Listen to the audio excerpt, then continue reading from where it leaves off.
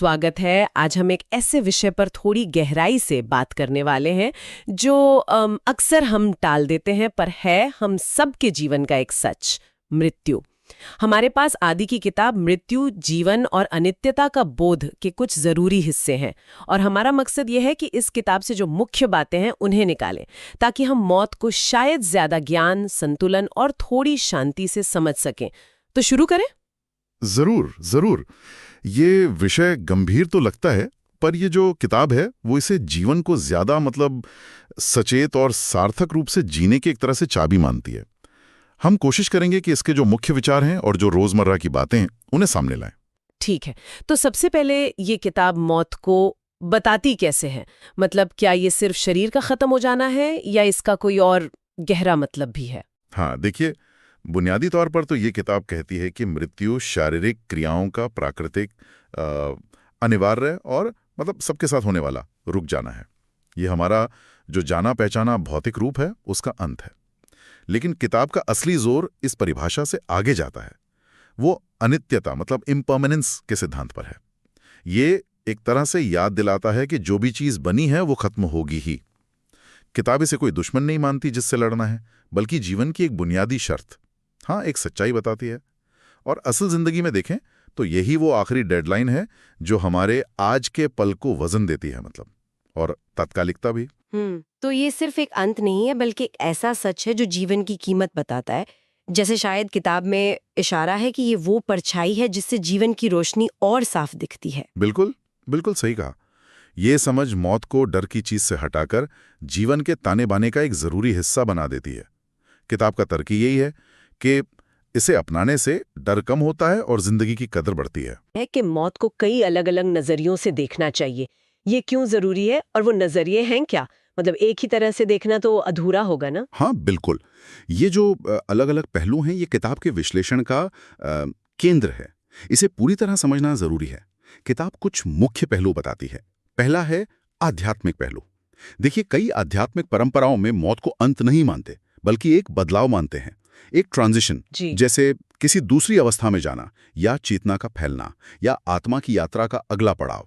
किताब बताती है कि मौत का ख्याल हमें जीवन के बड़े सवालों के सामने खड़ा कर देता है। हमारा मकसद क्या है, जीवन का मतलब क्या है, ये सोचने पर मजबूर करता है। यानी ये हमें रुककर सोचने को कहता है कि हम कर क्या रहे हैं और क्यों।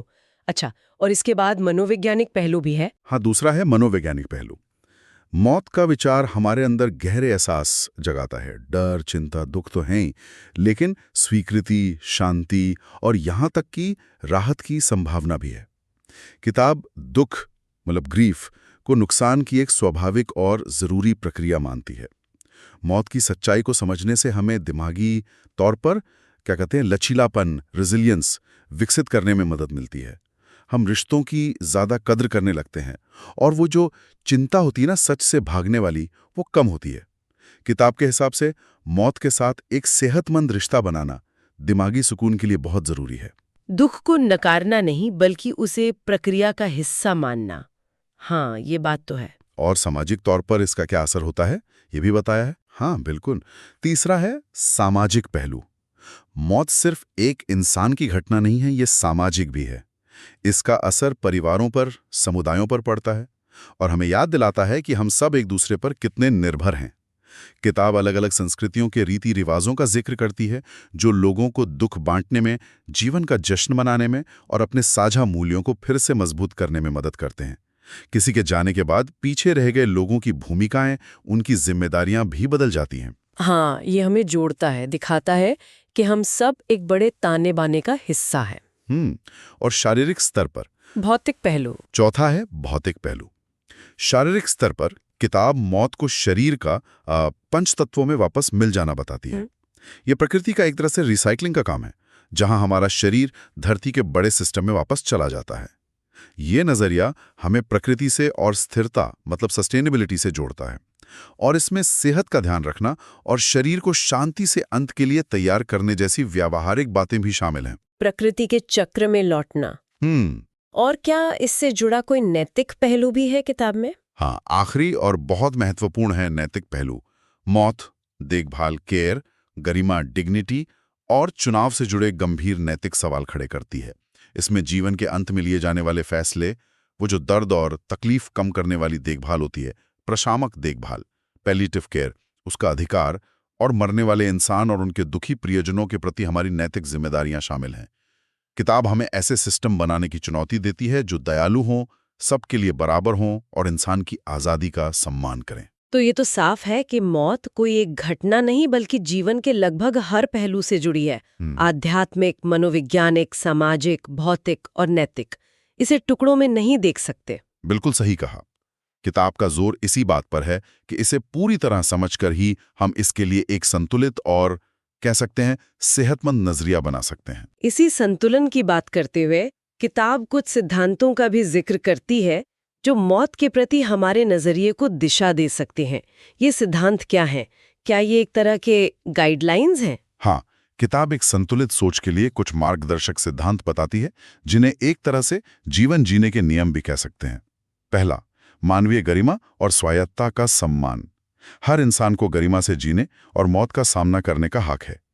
जहां तक हो सके उनके आखिरी वक्त के फैसलों और इच्छाओं का सम्मान होना चाहिए।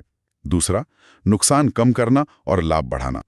इसका मतलब है कि मरने वाले इंसान और उनके अपनों की शारीरिक, भावनात्मक और आध्यात्मिक पीड़ा को कम से कम करना और आराम, शांति व जीवन की गुणवत्ता को ज्यादा से ज्यादा करना। ये तो बहुत मानवीय लगता है, लेकिन क्या ये सिद्धांत कभी आपस में टकरा भी सकते हैं?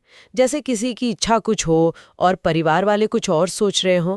किताब इस पर कुछ कहती है? ये बहुत ही अहम सवाल है। किताब सीधे सीधे टकराव का कोई फॉर्मूला तो नहीं देती, लेकिन वो बाकी सिद्धांतों में इसका इशारा जरूर देती है। जैसे तीसरा सिद्धांत है न्याय और निष्पक्षता।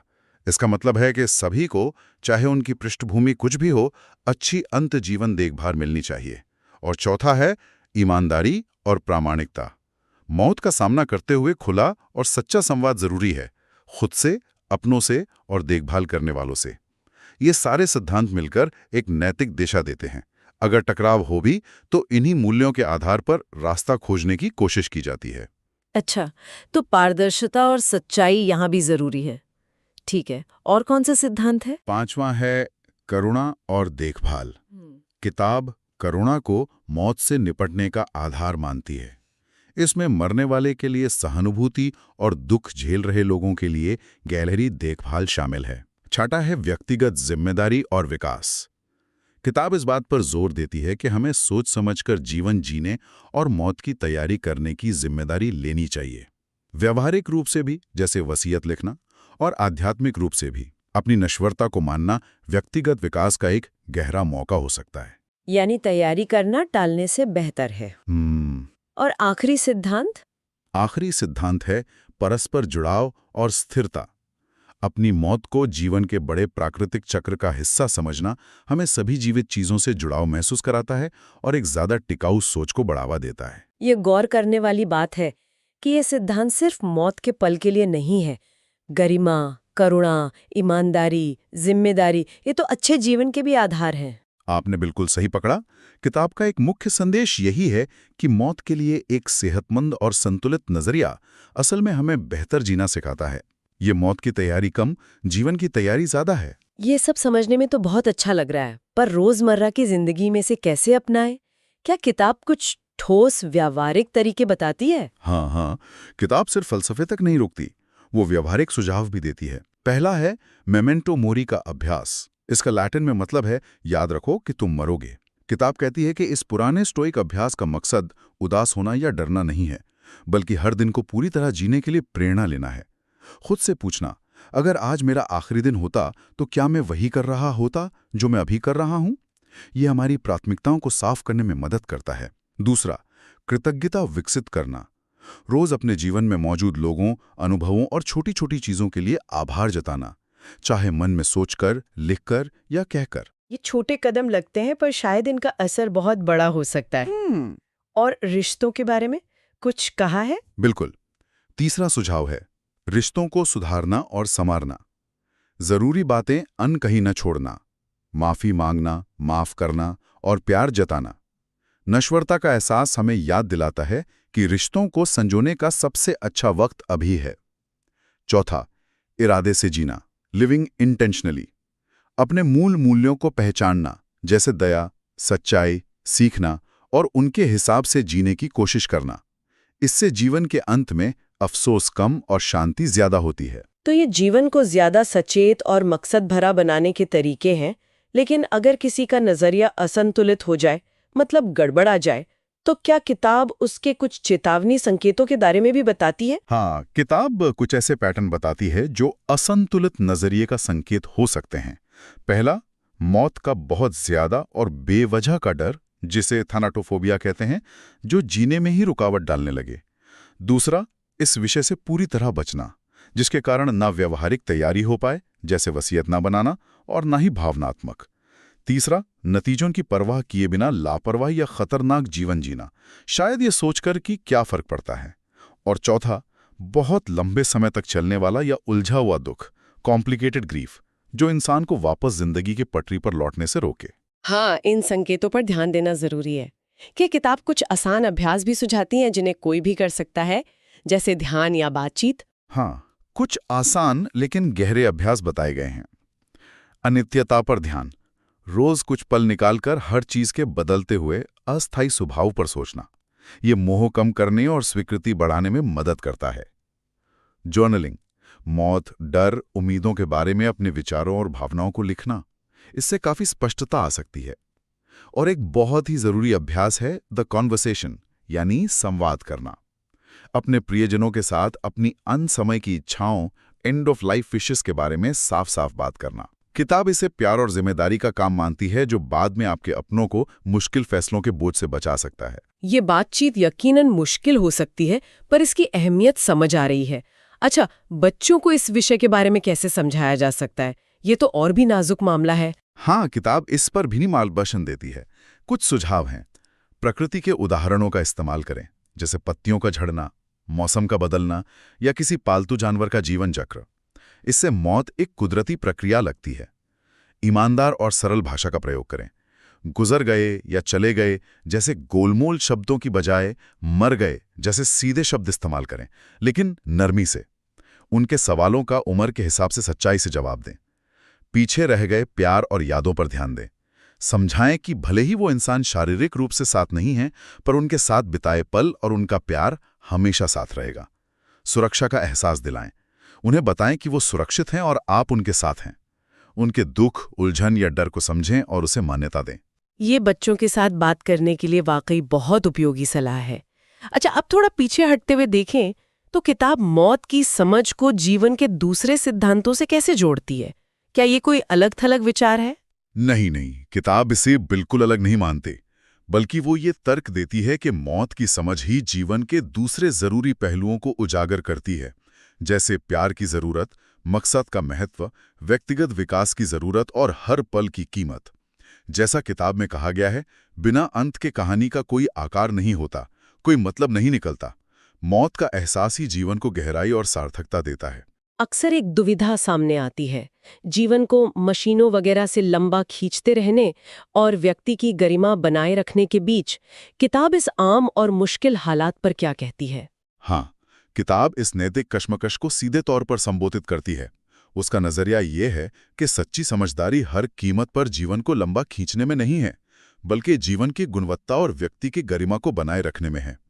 जब जीवन असहनीय और लाइलाज पीड़ा का स्रोत बन जाए, तो करुणा हमें शांति से मौत के बदलाव को स्वीकार करने की ओर ले जा सकती है।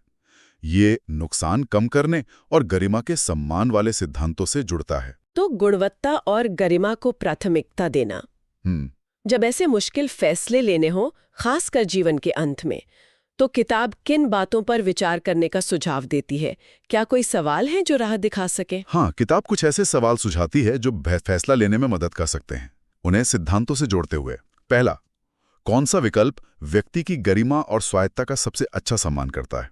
ये गरिमा और स्वायत्ता के सिद्धांत से जुड़ा है। दूसरा, किस रास्ते से इसमें शामिल सभी लोगों, मरीज, परिवार, देखभाल करने वाले को कम से कम पीड़ा होगी? ये नुकसान कम करने और करुणा के सिद्धांत से जुड़ा है। तीसरा, क्या ये निर्णय डर या इनकार से लिया जा रहा है या प्यार और करुणा से? ये ईमानदारी और करुणा के सिद्धांतों से जुड़ा है। और चौथा, क्या ये कार्रवाई स्थिति की सच्चाई के प्रति ईमानदारी दिखाती है या किसी झूठी उम्मीद पर आधारित है? ये ईमानदारी और प्रामाणिकता के सिद्धांत से जुड़ा है। ये सवाल सोचने का एक साफ ढांचा देते हैं ताकि फैसले सिर्फ भावनाओं के उबाल में न लिए जाएं, बल्कि सोच समझकर मूल्यों के आधार पर लिए जाएं। बिल्कुल, ये सवाल हमें ज्यादा सचेत और दयालु फैसले लेने में मदद करते हैं। तो इस पूरी चर्चा का सार क्या निकलता है, अगर हमें इस किताब से एक मुख्य विचार साथ लेकर जाना हो? सार यही है, जैसा किताब बार बार कहती है, कि मौत को समझना असल में जीवन को समझना है। ये जीवन की कोई हार नहीं, बल्कि उसका एक अनिवार्य और शायद पवित्र हिस्सा है। तो जीवन का अंत नहीं, बल्कि जीवन का ही एक अंग। हाँ, और इस सच्चाई को ज्ञान, संतुलन और शालीनता से अपनाने से हम इसके बेवजह के डर से आजाद हो सकते हैं। किताब का आखिरी संदेश यही है कि ये समझ हमें ज्यादा मकसद, गहरे जुड़ाव और सच्ची शांति के साथ जीने की ताकत देती है। ये हमें हर सांस, हर रिश्ते, हर पल को ज्यादा कीमती मानने में मदद करती है। और सुनने वालों के लिए सोचने को एक आखिरी ख्याल छोड़ जाते हैं। अगर हम सचमुच ये मान लें कि सब कुछ अनित्य है, हमेशा नहीं रहने वाला, तो क्या हमारी रोजमर्रा की प्राथमिकताएं बदलेंगी? आज हम क्या अलग तरीके से करेंगे, ये जानते हुए कि समय सीमित है? इस पर विचार जरूर कीजिए।